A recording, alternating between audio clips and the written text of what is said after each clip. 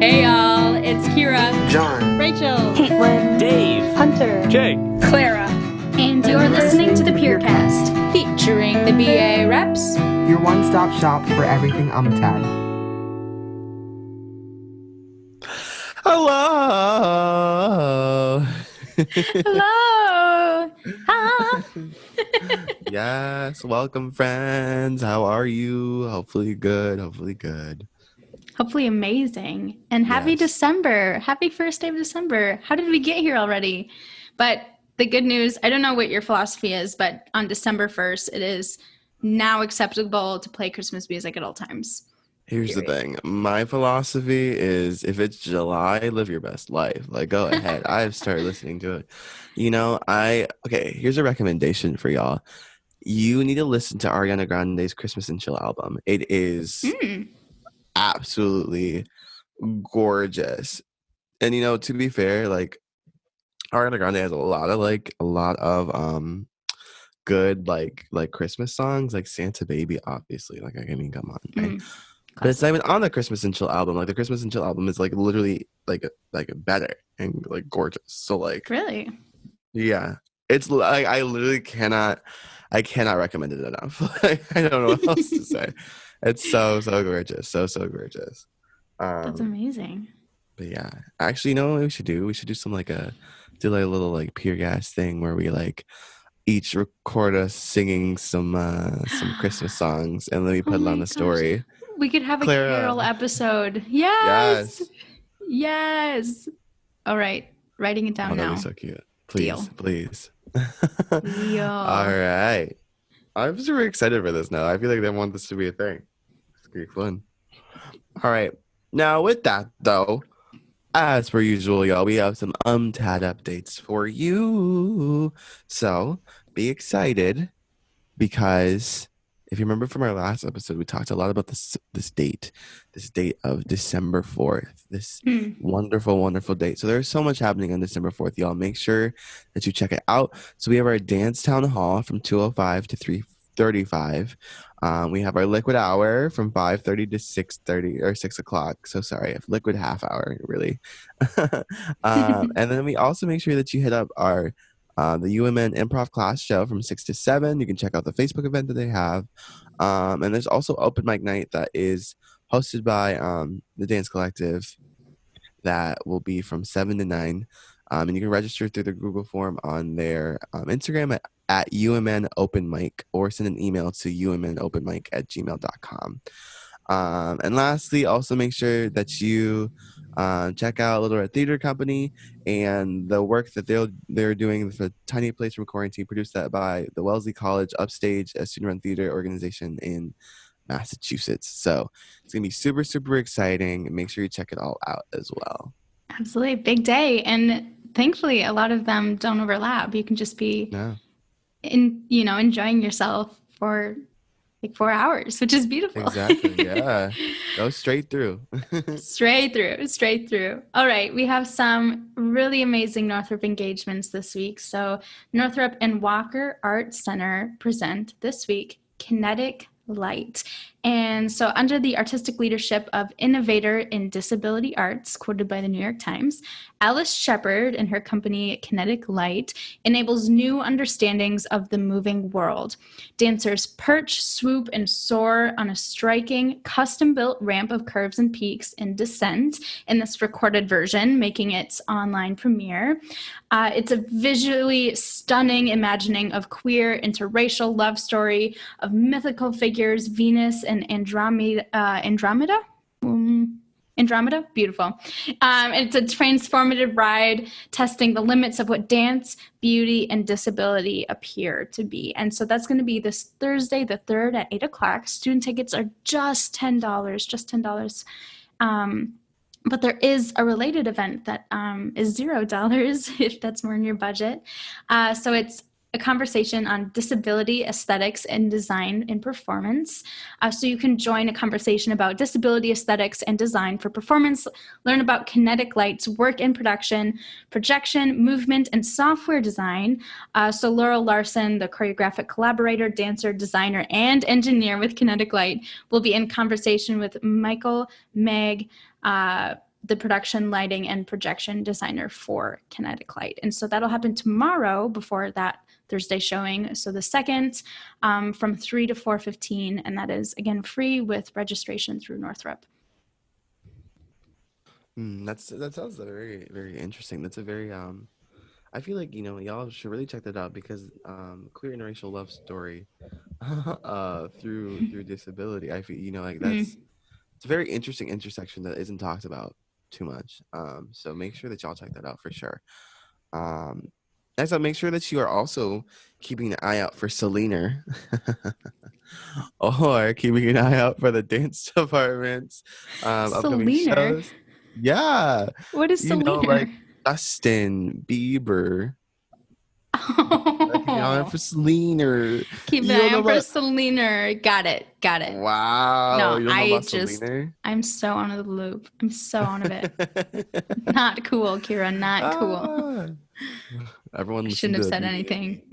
I know. It's a very funny. It's hilarious. It's like my favorite thing. But all right, y'all. So Joni Smith's class with the 4th years will be showing Monday, December 14th at 4 p.m. over Zoom. The link is to come later, but Ava gave some sneak peeks of the pieces on her Ted Pierce Insta Takeover. Also, make sure that y'all are watching out for those takeovers, y'all. They're super, super fun. So make sure you're saying hi and you're looking and you're having a good time. Yes, Avon Hunter's cat Lavender gave me so much life on that takeover. I love it so much. I love that cat. All right, we also wanted to give a huge shout out to our friend Wariboko Seminatari for his play, Naja is Alive. So he wrote this play for a BFA project, and it centers around stories of victims of police brutality under the Special Anti-Robbery Squad, or SARS, police force in Nigeria. So SARS is a division of the Nigerian police that was formed in 1992 to combat theft and other local crimes. But since its creation, there have been hundreds of accounts of physical assault, sexual violence, kidnapping, and murder committed by SARS officers. So his show is a Zoom show, but even spicier. So actors recite monologues and testimonies from SARS victims, and the show is available to watch on YouTube at no charge. But definitely, please consider donating to Wariboko's GoFundMe. He has a mission to donate to help end SARS and to give a scholarship to a Black woman attending the UMN Guthrie program, which is so incredibly special. And there was an incredible Minnesota Daily article written about him. Definitely check it out. Wariboko is just really killing it. He's really doing amazing. Yes. Wonderful. Okay, and also, hey y'all, we have a confession. Well, I have a confession. Actually, I made a mistake. And so when we told you about Carl's TED Talk, so no lie, he did do a TED Talk recently. It's just that the title that we gave you a couple weeks ago on Hijack's episode, the Dance versus PowerPoint one, that one's from 7 years ago. So Carl's just popping off for a long time, and that's the one that came up. And so the one that he just did is called A Dream of Touch When Touch Is Gone, which makes sense given the context of the articles that are coming up about him and Black Label Movement about that TED Talk. So just a disclaimer, heads up that if you're looking for that and didn't find that because of that mistake, so sorry, and hopefully that leads you in the right direction. Definitely check it out. It's really, really cool. All right. Now with that, y'all, it's time for a very, very special fun time. It is interview time with Sonali Pahwa. So this one's really exciting. I'm really excited for this. This is super fun, super fun. But Sonali is an ethnographer of stage, street, and digital performance with a particular interest in youth culture in the Arab world. Her recently published book, Theaters of Citizenship, Aesthetics and Politics of Egypt's Avant-Gardes, examines the cultural politics of identity in Egyptian underground theater before and after 2011. Since 2011, she has launched a second project on young Arabs' women's digital performances, beginning with an article on Egyptian bloggers who used intimate digital scenes to talk about self and sexuality, as well as revolutionary politics. She studied the performances of a Saudi beauty vlogger and Egyptian hijab evangelist on Instagram. She's interested in how their roles evolve across platforms and study them as post-human performances built by algorithmic, technological, and bodily processes. She received her PhD from Columbia University in anthropology, and she teaches in the history literature program here at the U in our own department. So it's going to be super exciting, and we're going to get very educated today, y'all. And I'm excited. All right, so total honesty moment, everyone. We were having some technical difficulties recording this episode, and we missed just the beginning of our interview with Sonali. And so fortunately, we were able to pick up right where we left off. Sonali was telling us about Egypt and how she got interested in youth culture and theater, avant-garde culture there. We were talking about her new book, which is called Theaters of Citizenship, Aesthetics, and Politics of Egypt's Avant-Gardes, which investigates independent Egyptian performance practices from 2004 to 2014 to demonstrate how young dramatists staged new narratives of citizenship outside of state institutions, exploring rights, claims, and enacting generational identity. So we are so excited to share with you the rest of this interview, and we'll pick up right where we left off. Looking at youth culture quite broadly. But when I went back for my PhD research, I happened to watch a couple of plays, which I couldn't fully understand because my Egyptian Arabic was still kind of fledgling. But I really appreciated the sarcasm, the satire. I could tell they were deeply political in ways that television shows couldn't be because they were censored. And movies didn't try to be because they were just trying to be entertaining and make money. So I got very intrigued by all of this, and I started to do my proper research there in 2003. And it really unfolded in unexpected ways. So I started out working with this wonderful woman who was the dean of a theater school in Cairo. And she was kind of my mentor and my academic mom. And she sadly passed away just a few years ago. So she didn't see the book, but it's dedicated to her. Mm-hmm. And she introduced me to a lot of the younger independent dramatists who were maybe not what we would consider young dramatists here, right? Like they were mostly out of college. Several of them had full-time jobs in fields like television. And theater for them was what they did on the side. And it's also where they allowed their political debates to play out. So I really got intrigued by this bunch of people. They were also just really fun to be around. And sort of very much looked at their theater as a mode of youth culture at first. And then I was really surprised to find some of them later on, around 2007, 2008, doing kind of theater training and drama therapy. Instead of making plays for the most part because they could make more money this way. So I studied a little bit of that. And then the revolution happened. And suddenly everything changed. And I had to rewrite the whole book and go back to do more research, which was fun. And then I looked at more political performance and street theater in the aftermath of the revolution. So it's really quite a broad sweep. And I wouldn't wish on anyone a 10-year research span, but I'm doing it.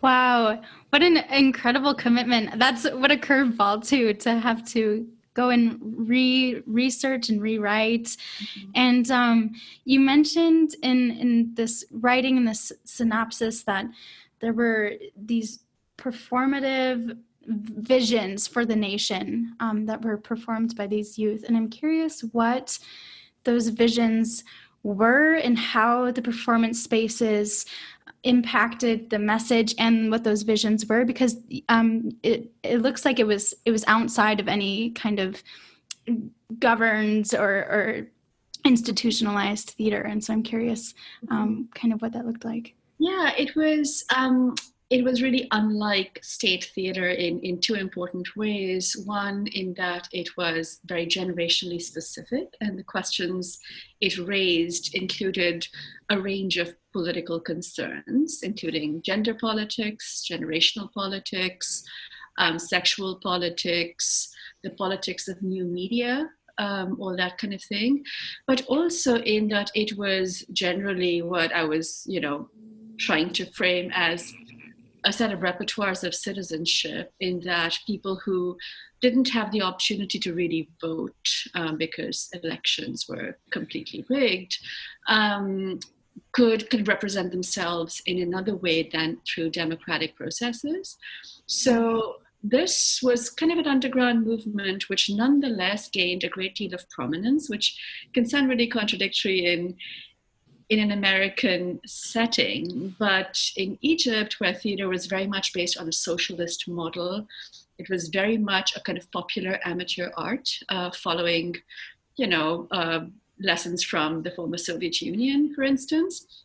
There's a way in which there was room for that to happen, right? It could be both a mode of play for young people and just a hobby, but also something that was very much about the nation and its travails. Wow, that's incredible. That's really incredible. And were you out there doing a lot of field research for that one? Were you out in Egypt, kind of in the midst of it all? Yeah. So I was there for a year for my PhD research, and then I went back many summers just because I enjoyed being there. I had friends that I wanted to see, and I was always curious what would happen next. Of course, I didn't see the real curveball, right? But I did hear people use the word revolution pretty early on in my research, in that they thought there had to be one. And Egyptians have been saying this for many decades, because the president at the time, Hosni Mubarak, had been in power already for 24 years when I first went there, and he lasted for 30 in all. So if you can imagine, a Trumpian regime lasting that long, people were very, very ready for change, very much ready for change. So I guess the twists and turns kept me really engaged. There was a big pro-democracy movement in 2005 that I was curious about, and lots of protests happening around then. In the wake of a big fire, which had actually happened in a state theater, right? So there was a big fire. A lot of people sadly passed away, including a friend of mine. And there was this huge kind of backlash against the regime for it. So this was one of the moments when theater people were kind of leading the charge in terms of political critique.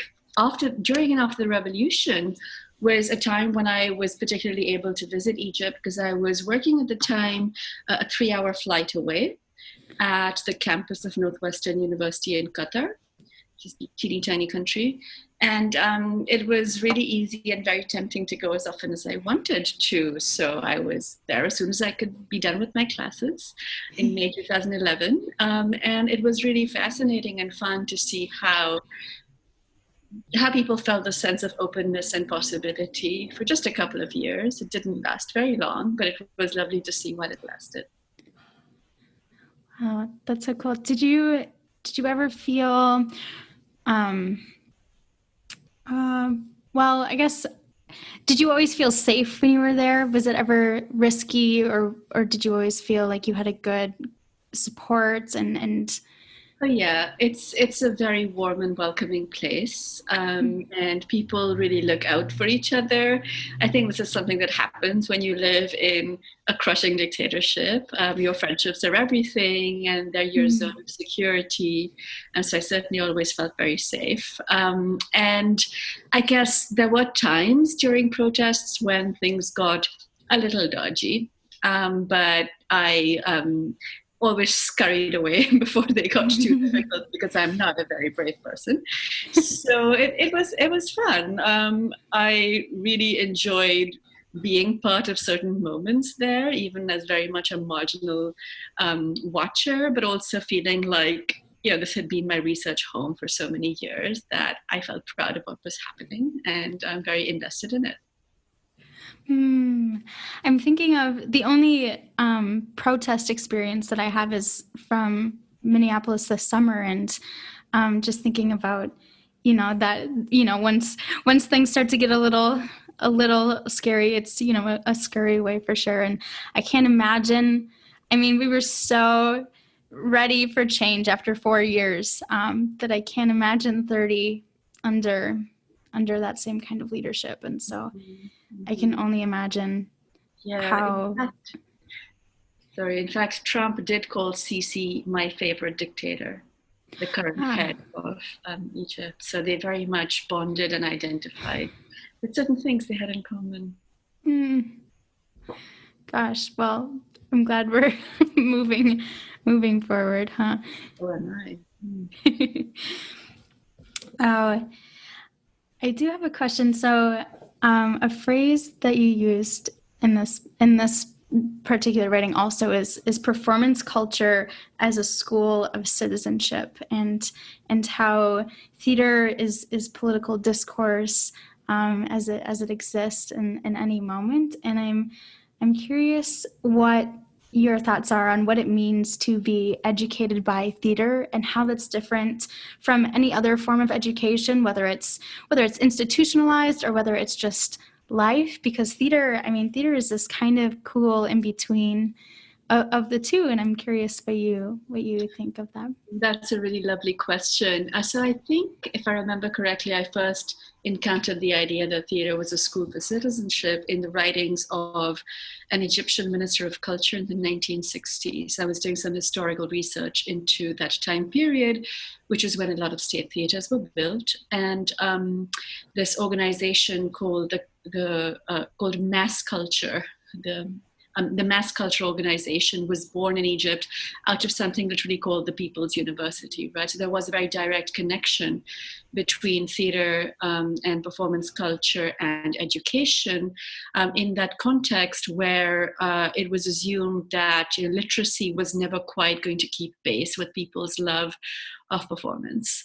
So that was one way to school people, often in rather conservative modes of nationalism, but not only those. But of course, the interesting thing with all education, but particularly theater education, is you don't know what people are going to do with it, right? So a lot of the folks who had been trained in these kind of amateur institutions, which were later called the cultural palaces, went off on tangents and formed their own theater troupes and were extremely critical of all kinds of political and religious authorities. And I came back to this idea after reading a really interesting book by Stefano Hani and Fred Moten called The Undercommons, which is about the idea of what they call the underground or the undercommons of enlightenment, by which they mean institutions of enlightenment, such as universities in this country. So I saw this really interesting parallel there, right, between the idea that you can be an intellectual or an academic or a theater person in some kind of formal professional sense, and then you have this underground where you go and do your real work. And this is an idea very much founded actually in African American fugitivity culture, right? So the idea of the Underground Railroad, the idea of all kinds of undergrounds in this country that have worked against dominant institutions. And I saw this parallel and I worked with it. So I kind of refigured what it meant then to think of theater as the space of self-education in a much more informal and independent mode. I'm a little unfamiliar with Egypt's kind of ideas of restrictions and freedoms as far as that kind of topic. Is there any, as far as these underground theater goings go, is there any kind of repercussions, or is it really just a completely free and boundless medium? Oh, there are absolutely constraints, but they shift, right? The lines of constraint and censorship shift, and there are ways to navigate them. So when I first started doing my research, independent theater was relatively uncensored. You only had to submit your script to the censors, to the state censors, if you were playing your show for more than 3 nights. So a lot of people would stop at 3 nights so that they didn't have to undergo censorship. And that was one way to get around things. I mean, censors would still show up at times, and I would sometimes, make my way to some theater and the show would be canceled that night because the censors had got annoyed. So there was a certain amount of freedom because the state authorities thought that, theater by well-educated young people in Cairo was not going to change the world, right? It was relatively safe, right? This is avant-garde performance. Who really goes to avant-garde performance, they thought, not quite realizing how many people did. I suppose. And it looks like you also wrote about Egyptian women and blog spaces, and how those can serve as means of socialization that is lacking in Cairo. And I'm wondering what kind of drew you to this community of people and that topic, and if it's maybe like theater, if there are censorships on that too, or if that's Yeah, I started getting interested in the blogosphere in Egypt quite a while ago. So there were these things called blogs, which many of your generation doesn't quite know about, which started cropping up around 2005, 2006. And they were spaces in Egypt for people to organize politically, right? Because the government had no idea about them, right? They were completely under the radar because the older people in charge of the government didn't necessarily know how to run computers or social media. So this was one way of flying under their radars. There were, however, some high-profile political blogs in around 2006 where they did come into public view and people did start getting arrested.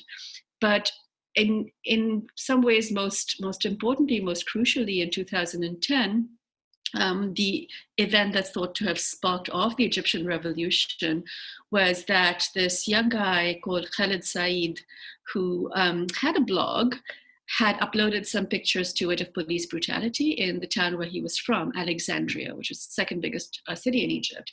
And they tracked him down, and he was very brutally killed in broad daylight. And there were quite a lot of protests against this. I was in Berlin at the time on a fellowship, and I had Egyptian friends there, and we did a protest outside the Egyptian embassy in Berlin. There were global protests then. And when the Egyptian revolution kind of finally took off in January 2011, one of the first calls for protests came on a Facebook page called We Are All Khaled Said, right? So we are all that young man who was literally crushed to death by police brutality. So I just, started pecking around and looking at what was there and found that so many young women were bloggers, which was a pleasant surprise to me, right? Because I knew lots of women dramatists, but certainly men dominated that field. And it seemed that women dominated the blogosphere, with the exception of a couple of political male bloggers. And I just started reading their blogs and, kind of hanging out on their blogs because I missed being in Egypt at the time. And so when I went back in 2011, I interviewed some of them. And that's when this article on the women bloggers started, because I was really fascinated at how they used their blogs, which were kind of like personal diaries, to talk about politics, right? So they kind of moved in and out of talking about politics. And to my view, really allowed for this feminized space to talk about politics, and a space in which women could have more prominence. So my newer research kind of went off from that, where I got interested in makeup vlogging in Egypt and in Dubai. And most recently, I wrote about this woman who is Egyptian, but she lives in Dubai. And she decided to wear hijab when she was in her 20s. She became kind of like a born-again Muslim. And she was already a sportswoman, right? She was a mountaineer and a marathon runner. And she didn't want to give that up.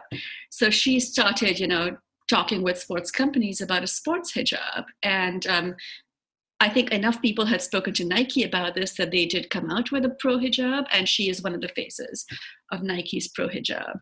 So it's been really fascinating for me to see how, as the space of theater and live performance really closes down in Egypt as the counter-revolution gets worse and worse, and people are arrested for almost nothing, that online at least you have a relative degree of flexibility and freedom. Though even that is not quite as safe anymore.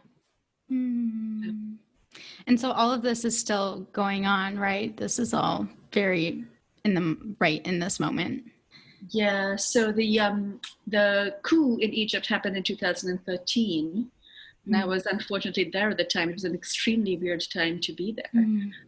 And the general who took over the government, who kind of toppled the Democratic government, is still in power now and keeps extending his term of office. And he's a very insecure person who keeps pushing back against anyone who speaks out against him. So the restrictions have got worse and worse.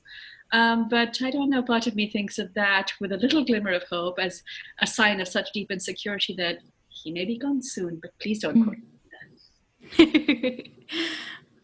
Absolutely.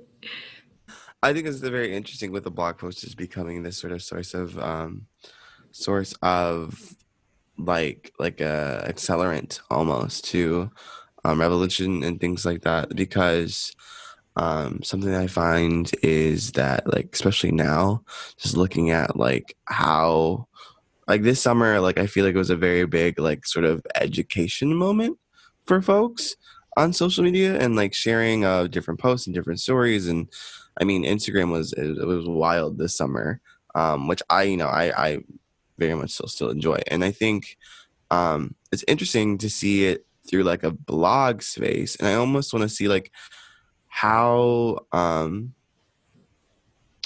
in those spaces, like, I feel like they can be very performative still, and I think like it's in multiple different ways. And the way we feel like today we use the word performative in a very like negative connotation, like you're performative and it's just not really that real. But I feel like, the performance of those aspects is also a good thing too. It's like you're able to sort of rev people up more.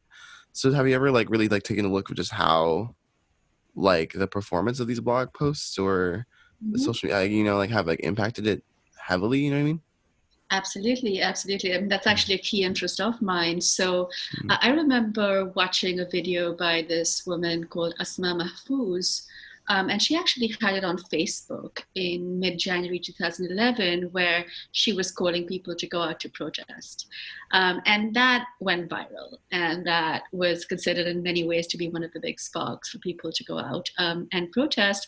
And she was performing in this very straightforward way. She had no makeup on. She was wearing a very simple headscarf. She was in her bedroom with no fancy effects, right? And she just spoke with this tone of anger and sincerity, which I think really resonated with people. She also used this interesting patriarchal tactic by saying, I am a girl and I'm not scared to go out and protest. Are you man enough to come and join me?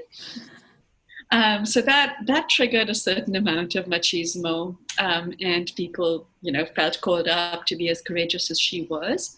But in general, I feel like blogs are performative in a different way than something like Instagram, right? Because they aren't social media in the same way. You aren't performing for everyone in your life. They're more like this enclosed space where you build a network for something you care deeply about, right? Whether it's a political issue or how to tie hijab or a makeup vlog or something like that, where it's a very focused network and you can see information and ideas and emotions circulating in those networks in really unique ways, which fascinates me because you see people change as they move through those networks, and people that I wouldn't have imagined going out to join protests did, for example.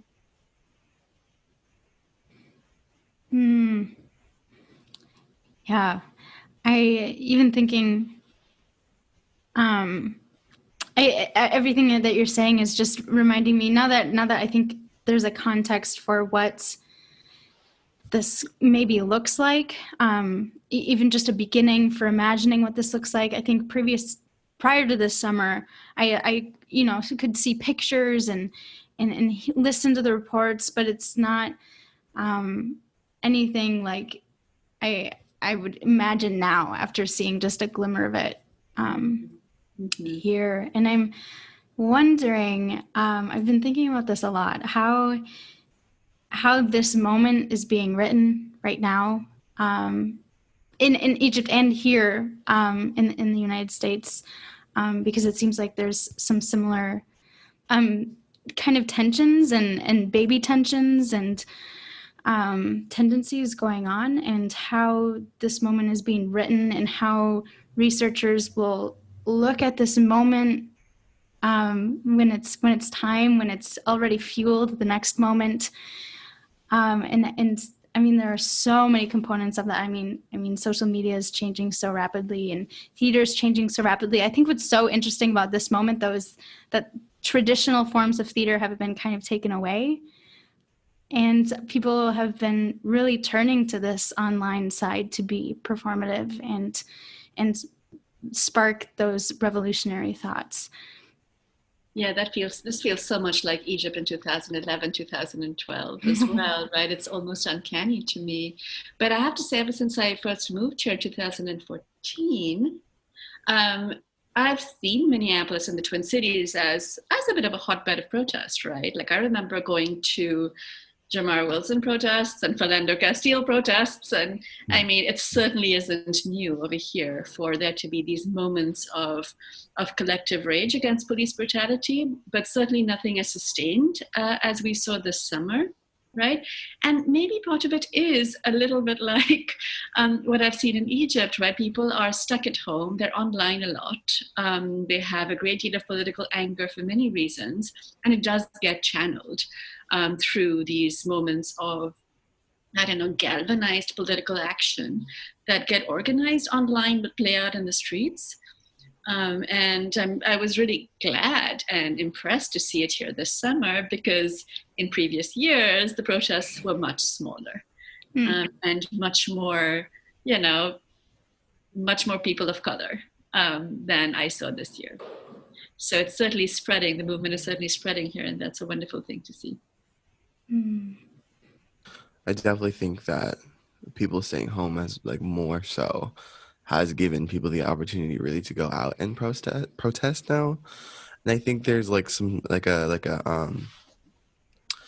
know, I think it's just very interesting how this is becoming such a thing where we are seeing it in like social media, because I feel like it's I almost feel like, you know, like I remember like in like high school talking about Philando Castile and, you know, Eric Garner and things like that, and I remember like half the people just wouldn't know what it was. Doesn't matter, like just have people just wouldn't know, and then you'd have to tell them, and then you have to like pull up Twitter or something and be like, here's this video that you should have seen, and like why didn't you? And then, you know, I remember like half of my teachers didn't know, but I also went to like a private Catholic school, so like, you know, that's a whole different story. But you know, it's in those moments where you have to sort of educate yourself, and the only education that was being done at the time was really like it thought to be only in person. Like you can only learn from your teacher in a classroom where you sit down and they're like, here you go. And so like I think that it's interesting that Minneapolis is this sort of hub for protest, but it's also like this hub for theater in general too, where like, I feel like there has to be some sort of connection here where like, you know, I feel like a lot of people who are at the front lines and at like going to these things for a very like interesting moment like this is that I think they are related to theater as well. And sort of to connect both of those points, because I randomly jumped there. I think that like the online aspect of Zoom for theater and us needing to become more innovative in just how we operate was like a very, very like distinctive factor in whether or not things were really going to get addressed that much. I feel like almost it's like I almost feel like if we just had traditional theater and this was still happening right now, I feel like we'd have a very similar, if not slightly more, turnout for protests and things like that. Like I think, like especially like things like TikTok now too, where it's much more of a performance, right? And I think that like that is like very, very impactful and like energizing. That like it's just so interesting to see now that like you can see like the 60-second thing of like people actually like it reminds me of, I feel like I always talk about Mihal's the plays in Mihal's class, where I always forget the name of them, but like they like it was supposed to be a 2-act play, but it was only 1 act, and they like the whole point was to anger people so much to go enlist in the army. And so everyone left before the first act or the second act. And I always like, I don't know, it reminds me of that, and how theater can be so revolutionary. And I just think it's very interesting in the connections of why in Minneapolis, because I remember that was a big question. That was a big question like on social media too. It was like, who knew like people were like, who knew like the race war would start in Minneapolis? And I was like, honestly, I feel like a lot of people did. But A lot of people did know, right? Because as I'm sure you know, you guys Mhm. probably know this town much better than I do. It's a very segregated town, Mhm. right? And I mean, even at a very unconscious level, people don't see each other because of the way the city is set up. And of course, social media allow you to cross some of those geographical divides for sure, but also the social divides that are entrenched Mhm. within them, right? So people like your teachers who had never heard of Philando Castile or Jamar Clark would now not be able to ignore it if they're online Mhm. quite a bit. But also Mhm. to your point of the theater people going out during the protests is absolutely what I saw in Cairo. Because let's face it, theater people are really good at organizing things, right? They know how to work together. They know how to, bring people out. They know how to get their message out. And I remember a friend of mine in Cairo who was one of the directors I wrote about, was also, this hardcore communist, but he became a really prominent revolutionary because he was really good at writing slogans, right? Mhm. Like he knew how to make things punchy and slogany and then to perform them in front of a crowd. So certainly performance is a big part of a revolution, right? You've got to get people revved up. You've got to get them into the zone, into the mood, and theater people know how to do that. Mhm. So it makes perfect sense that they were doing it here as well. Mhm. Mhm. Yeah. Yeah, I think that's a very, very poignant crossover of abilities and yes, yeah. Sonali, I saw that you're going on sabbatical next semester. Is that right? Do I you? hope so, Oh yeah. in terms of whether we can travel or not. All Mhm. right. Okay. Do you plan on traveling if you're able? I would like to, I'm hoping to go to Dubai, where there's a big YouTube office, and they have this whole platform to support women vloggers. And I'm really curious to check that out. There's also a diploma program at the American University in Dubai on how to be an influencer. So you can take this year-long course to become an influencer, which I also want to, stick my nose into and see how that works. So I hope I can do this, but if not this coming spring, then online or some other time. Yeah, we're keeping all the fingers and toes crossed for what I think we should all call Dolly Parton's vaccine. Funded one of the big vaccines, and there's a push to name it after her, which I strongly support. Yeah, absolutely. I selfishly, very selfishly, I was bummed. So I will be graduating in the spring and was planning on taking your global avant-garde class. And I'm just wondering if has this class been around for a long time? Have you been teaching it for a long time? I started teaching it, I think, 3 years ago. It wasn't around before. I think I was trying to figure out a way to bring my interests in Egypt and in the global South to an American student body, which may not care so much about Egypt, but might care about what they could learn from other contexts. So I had a little section on South Africa where we did read a drama on South African police brutality that resonated with folks over here, and South African protest music, which once again did have crossovers with the US, as well as Nigerian political music. So it's been really fun to see how students make connections with the rest of the world, and I think your generation is so well primed to do it because you have your knowledge of the world mediated by all of these networks, and you can go read a newspaper in Argentina if you wish and you speak Spanish, or in Nigeria or in India where I'm from. You do have this access and this curiosity that comes with it.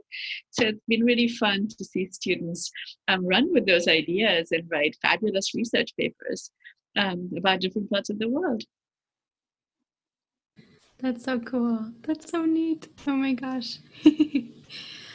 All right. I think we're already here. John, I think it's time for our last question.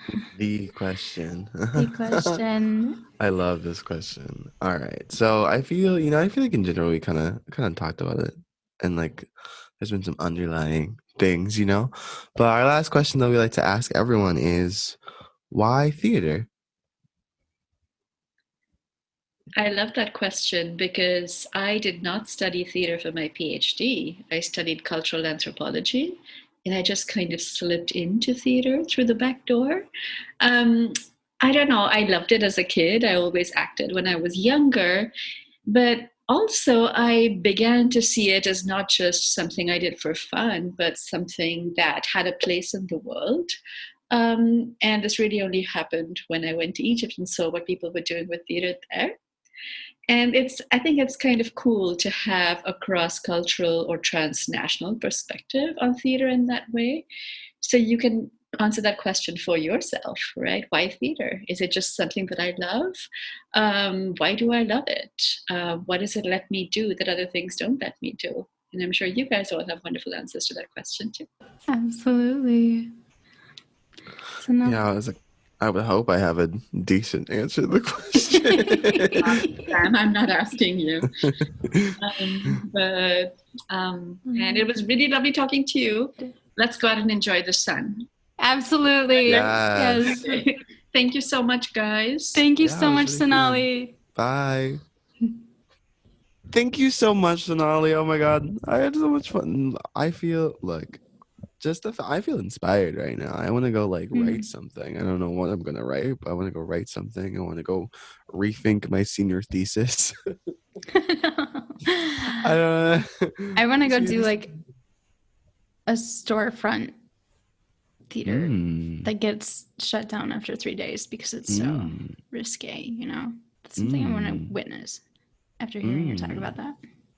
Also, sorry, I totally interrupted you. What were you saying? No, that sounds lovely. We should hit up Chelsea. Yeah. Chelsea, you know, getting some possible storefront theater going on. Or the jungle friend. Yes. All right. Join Toy Theater, and you can maybe pop off with that. Truth. See, it's already a possibility. Already a possibility. Plug. All right. So we have some wonderful, wonderful segments for you this week. So we, for our artist profile, are highlighting as Devlin, also known as Esmeralda Devlin. And she is actually a London-based artist and stage designer who creates kinetic sculptures meshed with light and film for opera, dance, film, theater, runway shows, and concerts. Her canvas has expanded to over the past 2 decades through the National Theatre, Sadler's Wells, the Royal Opera House, the Scala, and onto the O2 Arena, Wembley Stadium, and the Olympic Stadium in London and Rio. So she has created stage sets in collaboration also with Beyonce, Kanye West, U2, Jay-Z, Adele, and The Weeknd. And in 2016, Devlin created her first solo installation, Mirror Maze, in Peckham, South London. It's so cool. Definitely check out these pictures. They're wild. It's like State Fair fun maze, but elegant. It's gorgeous. And so her further solo works have been followed at the Belgian Stade Strinel, Serpentine Gallery, and V&A. Her work has received 3 Olivier Awards, and in 2018, she was elected a Royal Designer for Industry for Theater Design, which is really neat. And she is also the subject of episode 3 of a Netflix documentary series, Abstract: The Art of Design. Definitely check her out. She's really cool. Yeah. Yes. All right, and for our student feature of the week, we have BFA second year Gabe Smith. You guys, I'm so excited about this one because I just saw Everybody, the BFA sophomore show, Zoom show, and Gabe was so stellar. I giggled the entire time when he was doing his college guy bit. It was so honest and hilarious. And here he is to tell us about his TAD journey this far. Hi, my name is Gabe Smith. My pronouns are he, him, his, and I'm a second year in the University of Minnesota Guthrie Theater BFA Actor Training Program. Going to school in a pandemic is really hard. Going to acting school in a pandemic is arguably harder. But something that I feel like we've all been afforded in this moment is the opportunity to really deeply collaborate, not only with our classmates, but with our professors, and really dismantle a lot of the hierarchy that exists in an academic setting. No degree, no years of experience can train anybody for this moment in time. And so we're all really being asked, I think, to come up with creative solutions together. And that's something that's been really fulfilling and inspiring and challenging, but educational for me. After college, I'm hoping to spend my time in ensemble-based and driven environments. Steppenwolf is something that's really inspiring to me. City Company is inspiring to me. And so this opportunity right now to really work as a collective and find answers together has been as challenging and rewarding an experience as I think I could ask for at this level of my training. I've also been finding a lot of joy in like music and the various cats that are currently making appearances on our Zoom screens, and my company, the company of 2023, is a really inspiring group of artists and people, and I love seeing their faces every day. My Instagram is gabe.a.smith. If you want to give me a follow there, post some writing, some pictures, and I don't know, whatever else I see that I find beautiful. It's a constant pursuit of beauty. But that's the game, and that's the life that I'm living, and I'm really happy to be living it. Tad, baby, all my love. We're gonna get through this together and be even better for it on the other side. Awesome. Oh my gosh, Gabe, thank you so much. It's so great to get to know you a little bit, and I just absolutely can't wait to see what amazing work you continue to do and will do for your career. Oh my gosh. All right, John, what you got for us? All right, y'all, we have a question for you, just like always. What would be your extreme holiday gift wish? So, like, something that you can't, like, something that you're probably like, okay, this is a little too much. That's, I don't know, but it would be perfect. And if I had it, and it was just like kind of real, but like, it's like, you probably not real, you know what I mean? What is that gift wish? Let us know. And then maybe we can see if we can get some people to get it for you. No, I'm kidding. We probably can't. But arrange a little something. John, what would be yours? Do you have one? my extreme holiday gift wish. Let's see. Well,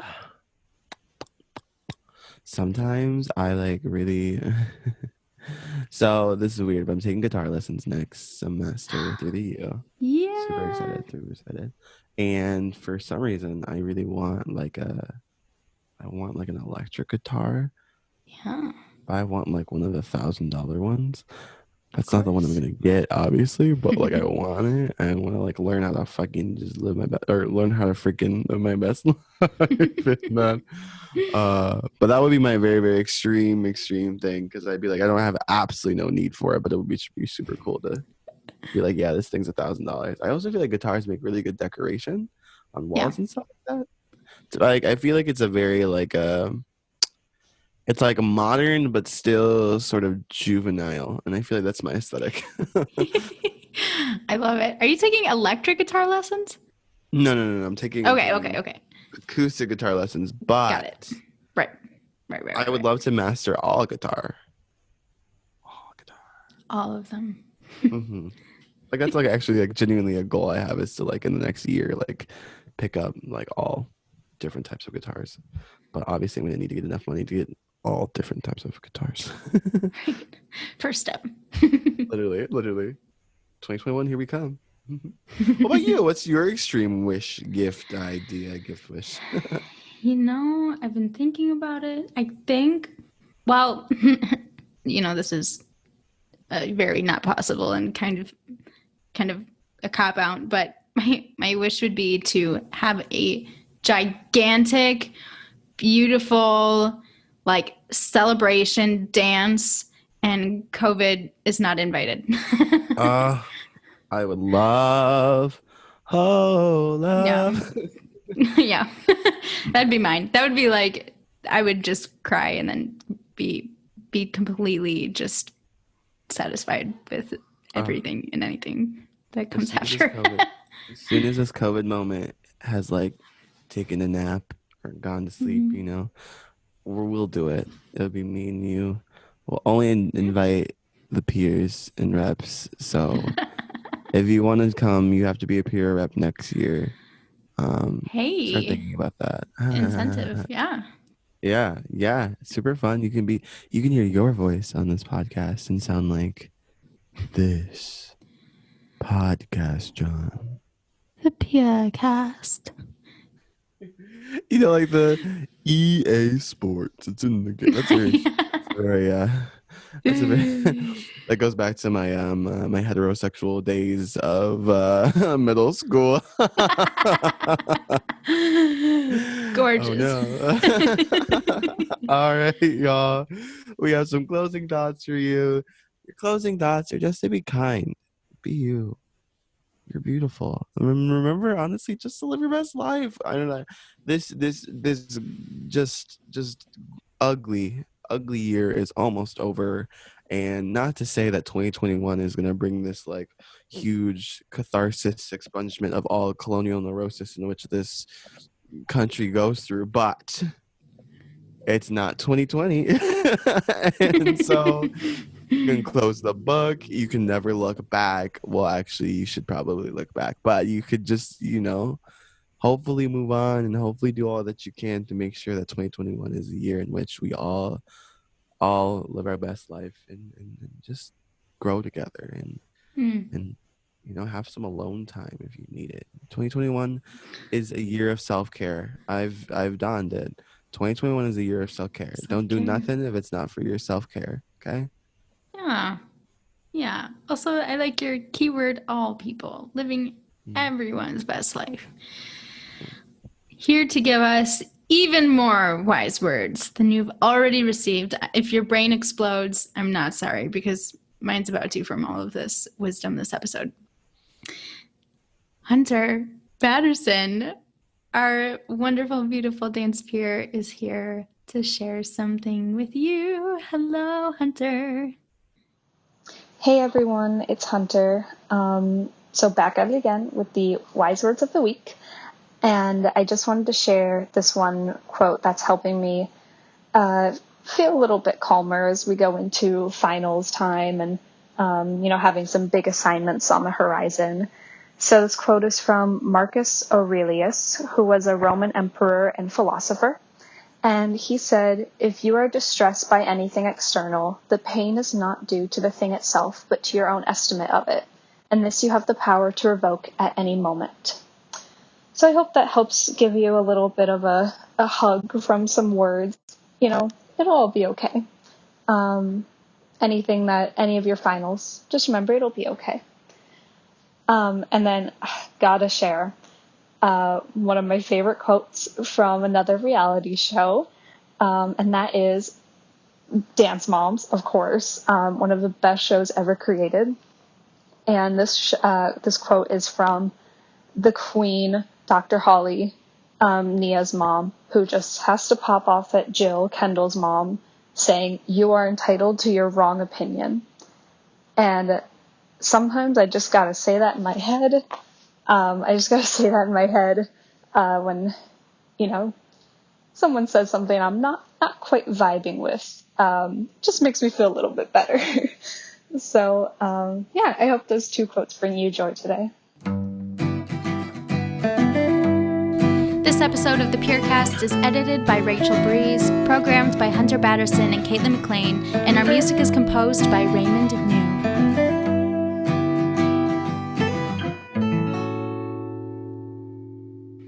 Hunter Batterson. John Patterson. Hunter Patterson. John Patterson. King and Queen of Life. Breathe. All right, we did it just in the nick of time. Yeah, just we did. in the nick of time. Just in the nick of it. In the nick of it. Yay.